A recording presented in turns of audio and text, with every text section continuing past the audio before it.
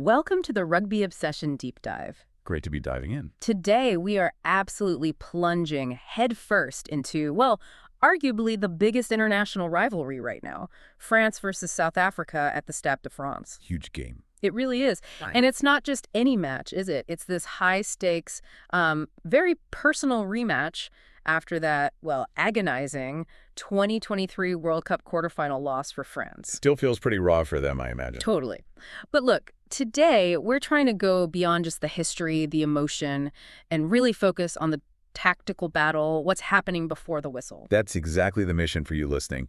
We're cutting through that, emotional hype to get right to the strategic stuff. We're drilling down using insights straight from the French camp, specifically fly half Romain Ntamack. Okay. We want to figure out exactly how Les Bleus are getting ready to counter, well, the infamous, often quite boundary-pushing tactical innovations from Rassie Erasmus and the Springboks. So it's more than just a preview. Oh, yeah. Think of it like a tactical chess match study. Mm-hmm. If you want to understand that side of the game, this deep dive is basically your blueprint. And if that level of strategic breakdown, that deep insight is what you really enjoy. The kind of stuff that makes you sound like you really know your rugby when you're chatting about the game. Exactly. Then you really need to stick with us for every deep dive we do. Right. So that's your cue.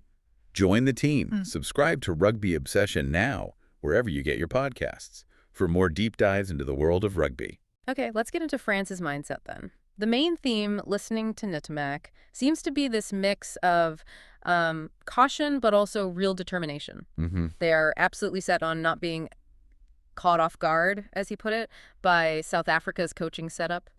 Ntamack actually said the squad expects all sorts of innovations. Yeah, and that's not just standard pre-match talk, is it?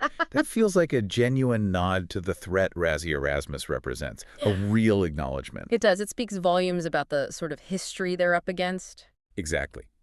France knows when they face the Boks, they're facing more than just 15 players. They're facing this constant strategic puzzle, designed to exploit laws, maybe pressure points psychologically. And it hasn't stopped since the World Cup, has it? Not at all. The Springbok playbook, if anything, it's gotten thicker, especially bringing in Tony Brown.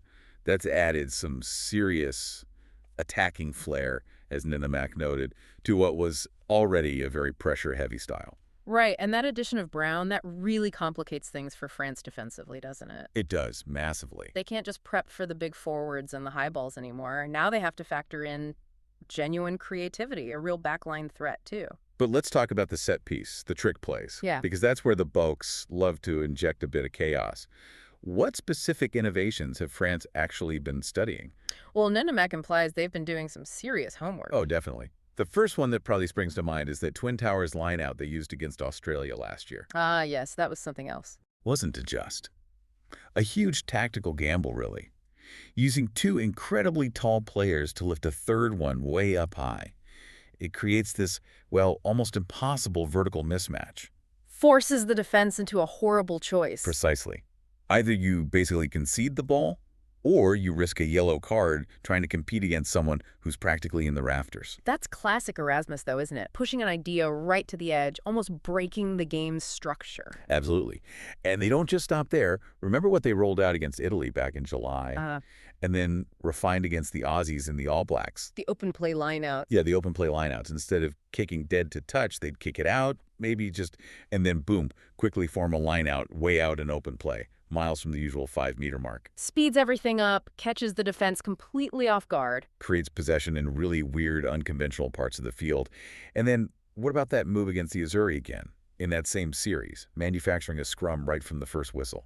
It's almost hard to believe that coaching Boks ever rests looking for those angles. It's just relentless strategic pressure. You've got to prep for the known stuff, the Twin Towers, the quick lineouts, but you also have to somehow prepare for the thing they haven't shown yet. The ace up the sleeve. And let's not forget the sheer audacity of the one they used in that 2023 quarterfinal itself.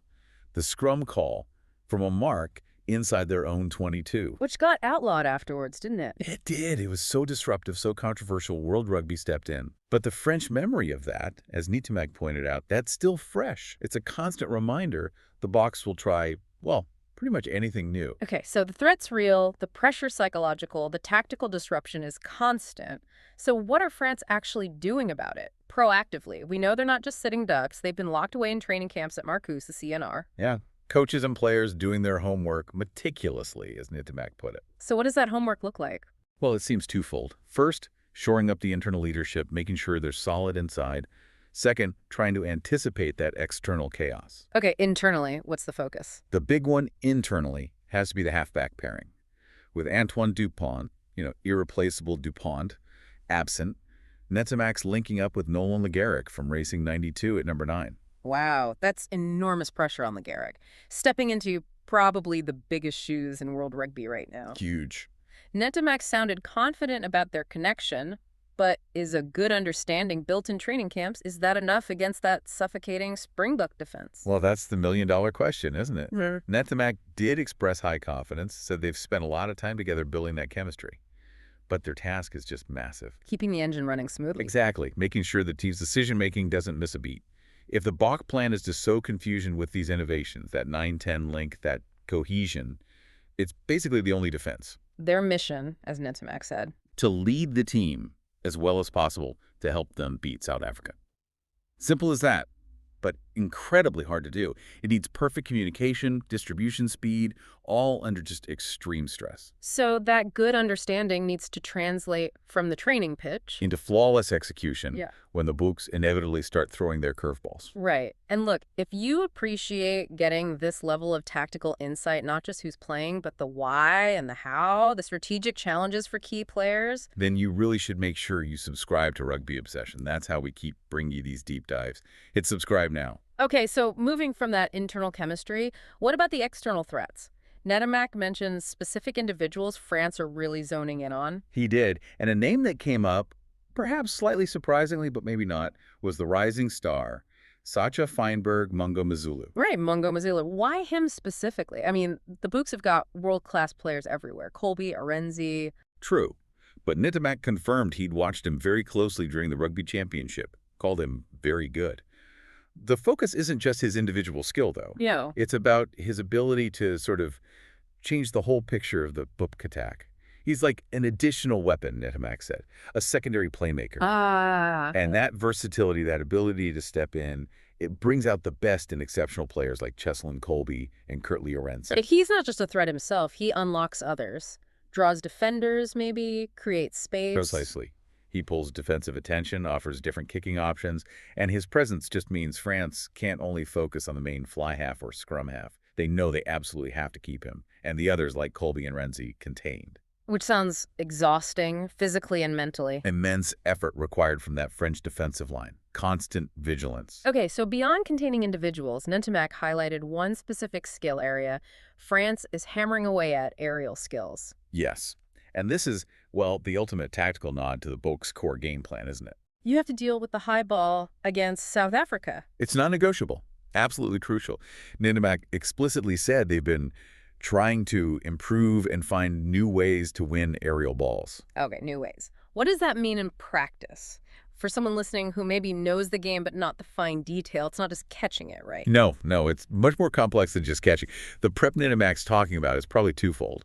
First, the defensive catch itself, making sure the receiver has immediate support, like blockers, to protect them from that instant physical contest the Boks bring. Right, shielding the catcher. Yeah. And second, it's about the speed of the counterattack after the catch. The payoff Ntamack wants is turning that defensive action into an attack. Turning it around quickly. Exactly. If you catch cleanly and your support is right there, instantly you can launch a counter while the balk chasers are maybe still committed upfield, maybe a bit disorganized. So you turn their biggest pressure tool, the high ball, into potentially an attacking weapon for France. That's the goal. You neutralize their favorite psychological tactic, that aerial bombardment, and then you immediately try and punish their aggressive chase. Mastering the air war is basically neutralizing the Boks' psychological game and hitting back fast. Spot on. It's about not just surviving the chaos the Springboks try to create, but actually thriving in it, turning it to your advantage. And, this level of detailed preparation, it's all fueled by those emotional stakes we talked about right at the start. Yeah, and that brings us right back, full circle. This match is just soaked in history after that incredibly tight, some might say controversial, 2023 World Cup loss in Paris. The match many French fans, and probably players, Still think they should have won. Definitely. And Ntamack himself, he's acknowledged that lingering World Cup trauma, as he put it, affecting the squad. You hear players openly talking about wanting revenge against these complete Springboks. And that emotional drive, that's the engine behind this extraordinary level of prep we've been discussing. But what this deep dive shows is that France isn't just relying on emotion. No, they're backing it up. They're focused on minimizing chaos by maximizing preparation, relying on known tactics, strong internal links like Ntamack and Le Garrec to stand up against the unknown, the expected innovations. Which leads to the big, fascinating question then, doesn't it? If France is expecting innovation, if they've studied the Twin Towers, the open lineouts, the scrum tricks, what does Rassie Erasmus do now? Does he double down with something even more outlandish? Or, and this would be peak Rassie maybe, does he go back to absolute basics? Deploy a totally predictable game plan just to mess with their heads because they're expecting tricks? That's the strategic puzzle for this weekend, isn't it? And maybe that's the question we should pose to you, listening in. We've looked at the known tactics. We've seen France's prep. Given the Boks history of, well, strategic landmines, what innovation do you think Rassie Erasmus might have hidden up his sleeve for this one? Yeah, let us know your thoughts. What's the next surprise? Share your theories and opinions with us. And if you enjoyed this kind of detailed analysis, getting into the tactical weeds, then don't miss our future deep dives. Absolutely. Subscribe to Rugby Obsession wherever you get your deep dives. Don't miss out. Thank you for listening to the Rugby Obsession Deep Dive, and we will look forward to you listening to our next episode.